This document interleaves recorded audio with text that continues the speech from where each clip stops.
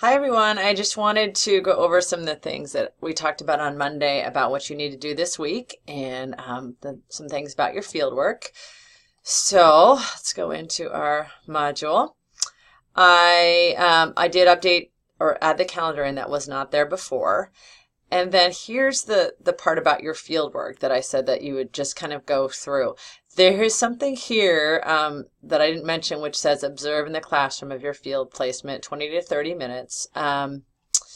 This is optional, and this would work if you wanted to find out more about how your case study student is interacting with their teacher, how they're participating in reading.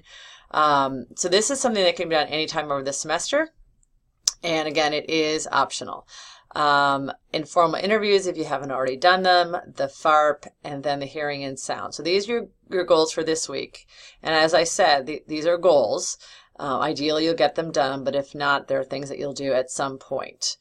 Okay, then down here, this is a phonology, and then we talked about your case study fieldwork notebook to get started with. So let me just show you what that looks like. So here, in order to get started, you create a blog entry and then you just start. So this would be probably the first title would be your name and your case study student's name. And then this here is where you can attach files. You can also add videos. Some people have chosen to do that. That's pretty interesting. And sort of comments and things here. You can also do comments. You can also paste things in. You can put comments actually on the blog entry as well. So this is going to sort of evolve as we go. So nothing particularly formal, just going to use it as a notebook. Don't forget to save your entry. So let me go back to the other thing that we talked about was the database, and we did fix that link. So let me show you how that works. Here's your fieldwork database. It's going to prompt you, it probably will prompt you to log in for the first time. Okay, so then you'll get something that looks like this. And in order to actually edit it, you have to go to Edit Workbook. There are two choices. I usually do this one, the Edit in Browser. For some reason, that's easier for me. Okay, so then you are going to change this to your name, so that I was Sharon. And then you all pretty much are sort of having one student. The only reason to do two is if you were interested in two, if you had time, or if you were worried that you needed kind of a backup, you weren't sure about how long your student was going to be around. And then you put their name in here. So this is, I'll put Susie, and then you can go and add scores in here. So I'm just going to quickly delete those. Okay, so that's that. And there's two ways to get to that. Let me see if I can go back to our module here.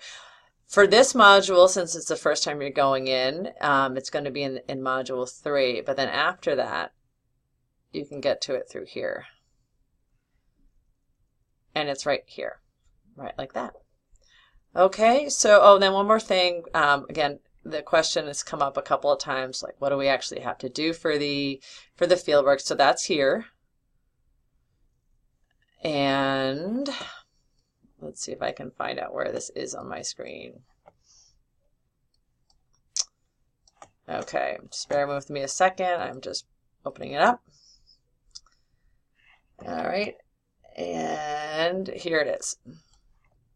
So we have these required tasks here. And then we have choice tasks.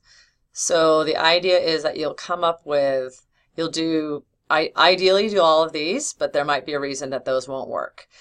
And then down here, then you'll choose other things, and they will be depending on where your student is developmentally, like whether you end up doing the running records and miscues or not.